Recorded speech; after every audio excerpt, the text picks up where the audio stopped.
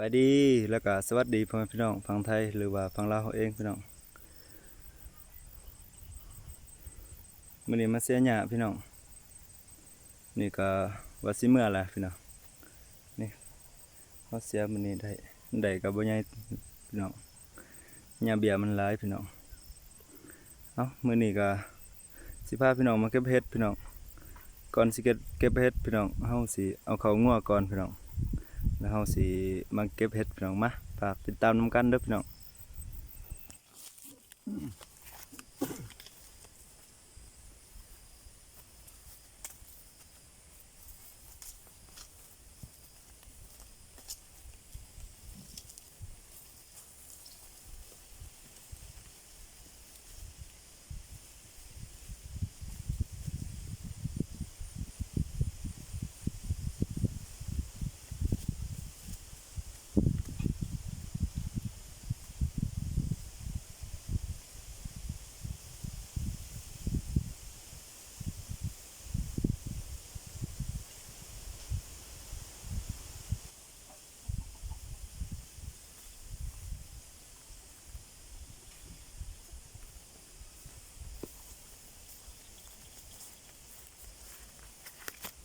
นี่เฮาก็เอาเข้าเรียบร้อยแล้วพี่น้องเดี๋ยว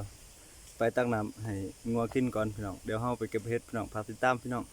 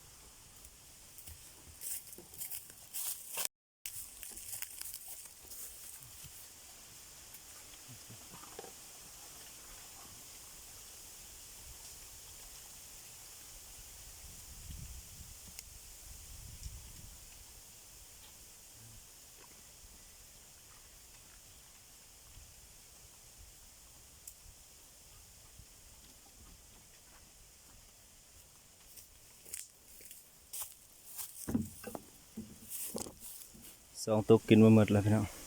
ไปพี่น้องไปเอาเห็ดพี่น้องมาตามเบาทองมาเลยมาเครื่องมือก่อนโอ้ยกล่องเนาะไปก่อสิเห็นเห็ดพี่น้องเบาทองมาเสียหญ้านะมื้อนี้พอดีพอเห็ดปวกนะพอดีแสบๆเลยนะพี่น้องไปเก็บเห็ดกันตอนแรง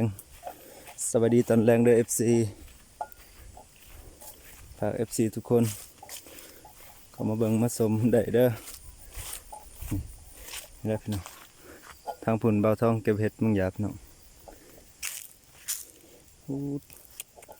กำลังแตกอยู่พี่น้องนะ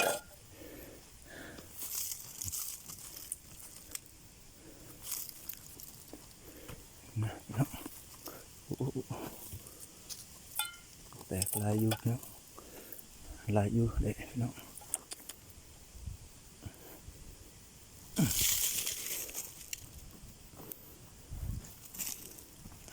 โอ้หักเลยพี่น้องนี่กันนี้นะพี่น้องถึกแดดนะมันเหี่ยวหมดนะนี่นะ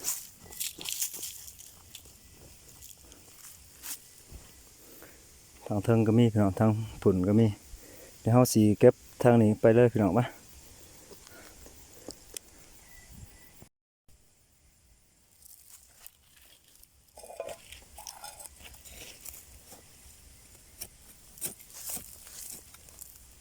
พอดีแสบเลยพี่น้อง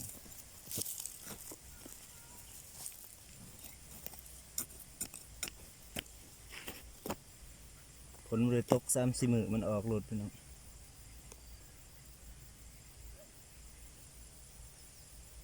นี่นะ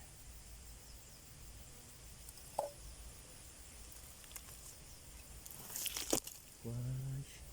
ปวกพี่น้องหากลังออกพี่น้องนี่ปวกมันมีปวกนะแล้วสิถม ปะมัน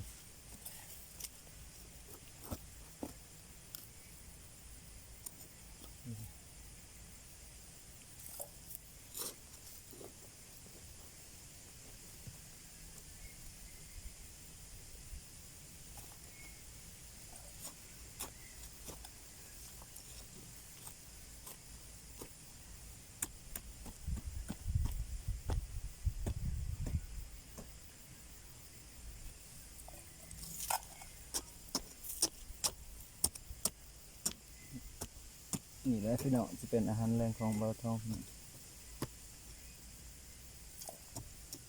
ลูกขอเฮ็ดกับกินแก้วละมันเป็นของดีแล้วเนาะอาหารแซ่บๆโอ้ยใส่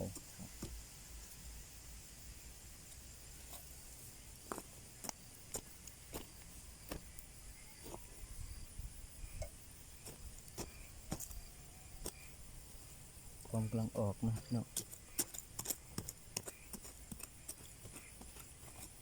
ฝนตกโอ้ยมันบานไว้พี่น้องเอาเลยพี่น้องเอาตัวนี้อีกเนาะ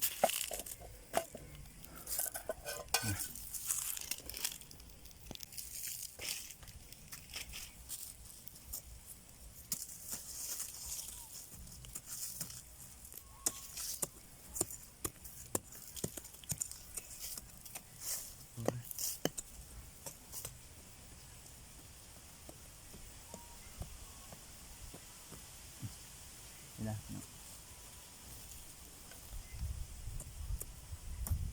พอดีงามนะ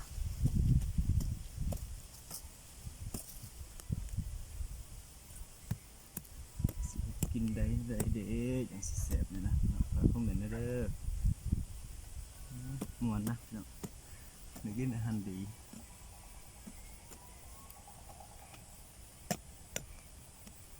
บ่หลาย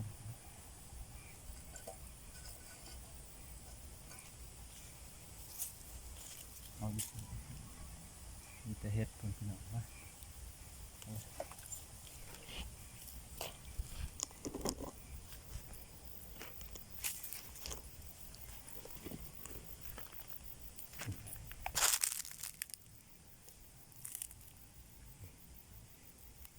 แต่เฮ็ดโอ้ปัดพี่น้องนี่กำลังแตกนะพี่น้องมาเดี๋ยวเราจะเก็บอีกพี่น้องมา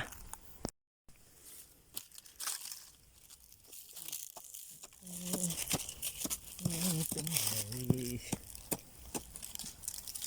ได้กินอาหารดีแล้ว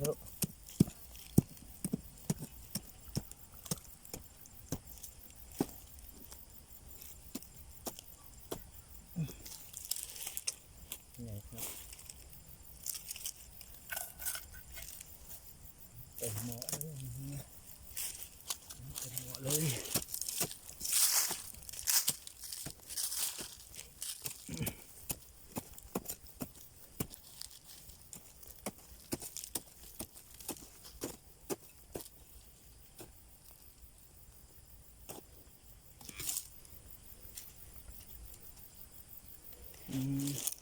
ถือกวกพี่น้องแล้วมันสิออกนะยังว่ามันสิออกนะพี่น้องฝนตกมื้อหน้าพี่น้องมันสิออกนะงาบเลยอย่างตัวเนี้ย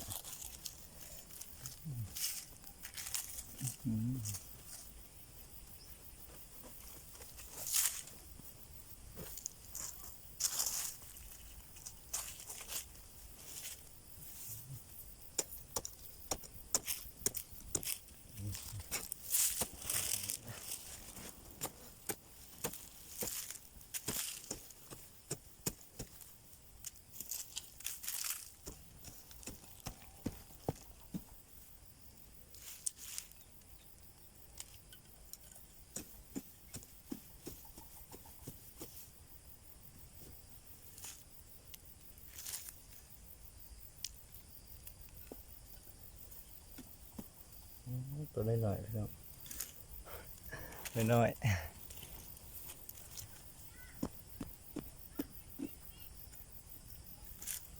ฝนตกนี่มันออกหลายพี่น้องปีกายกับเบาทองเก็บบนนี้แล้วนะปีกายฝนตกนะพี่น้องมันออกหลายบนนี้มีคนมาตกมันตกมันออกหลายว้าเป็นยังไงมันเกินถึงโอ้นี่เป็นความกำลังออกนะจะได้อะ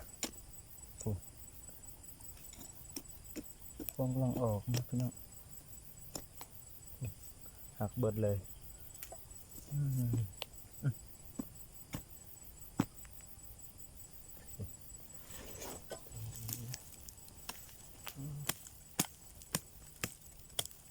ตกนี่มันออกหลายพี่น้อง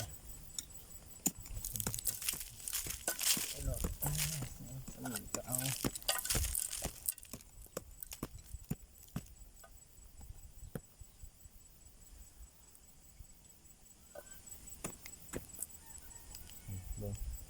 มือหน่อยอยู่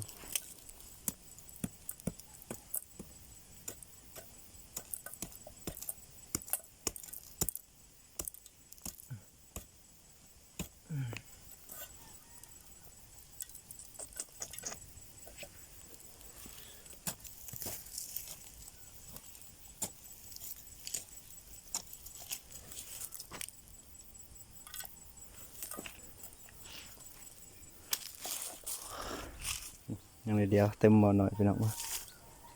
ทางไหนทางนี้ทางนี้ทางนี้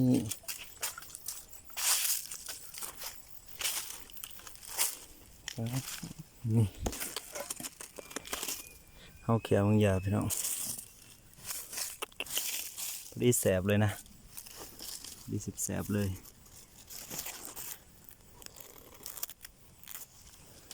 พอดีแสบตำแจวแกงก็แสบอยู่นะดอกนึงมาเอาสิเก็บเลยพี่น้องตั้งกล่องเก็บมา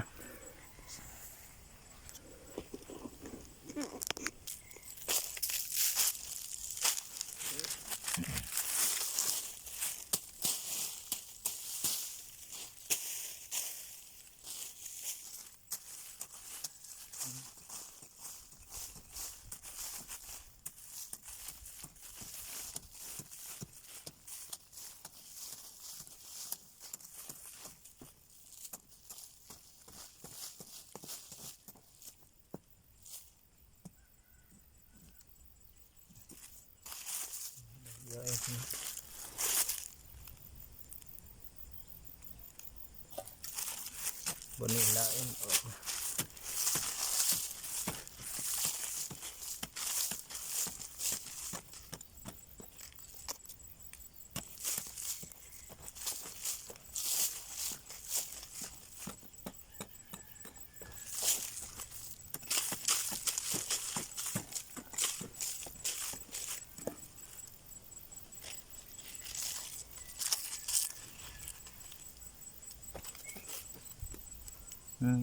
หักซ้ำนะบ้าเสียดายจังเลย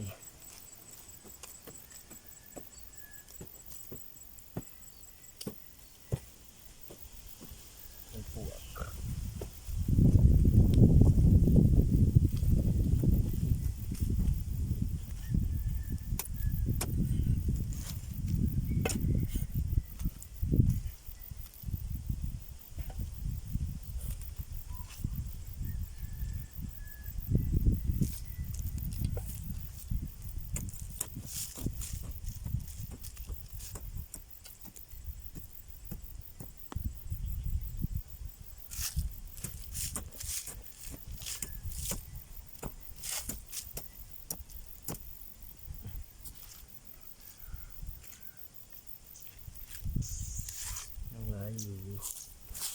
อะไรอยู่นะ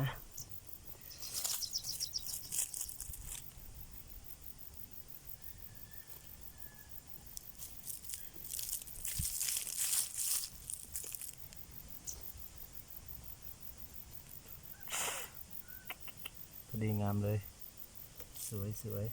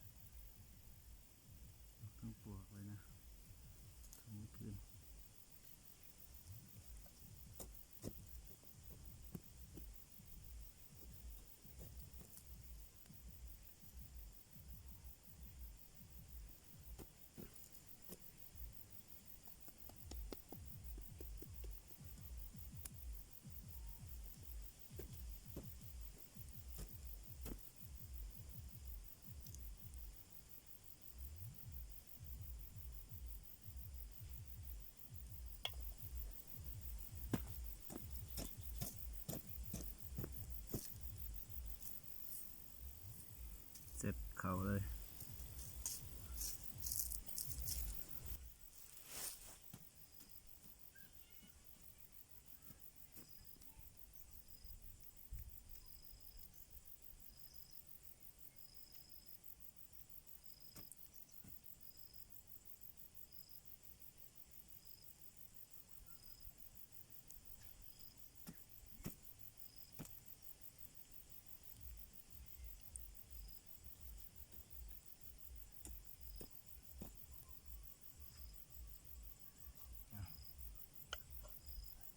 ตอนนี้ก็เร็วๆนะ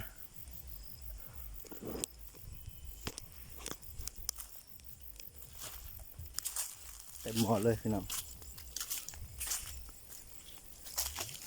เขาก็กลับไปเที่ยงพี่น้องไป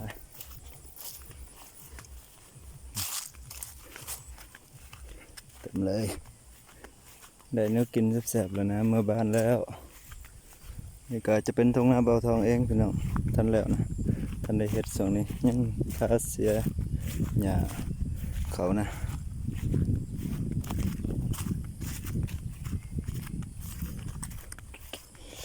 โอ้ตกปะ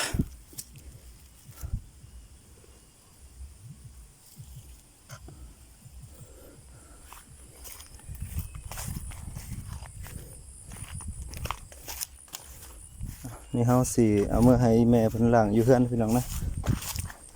เฮาก็มีงานต่อพี่น้องตอนแรกสิขึ้นภู500ยิ่งคลิปนี้ก็อาจสิจบส่ำนี้นะพี่น้องพอกันใหม่ใน EP ต่อไปพี่น้อง EP นี้ขอจบส่ำนี้พี่น้อง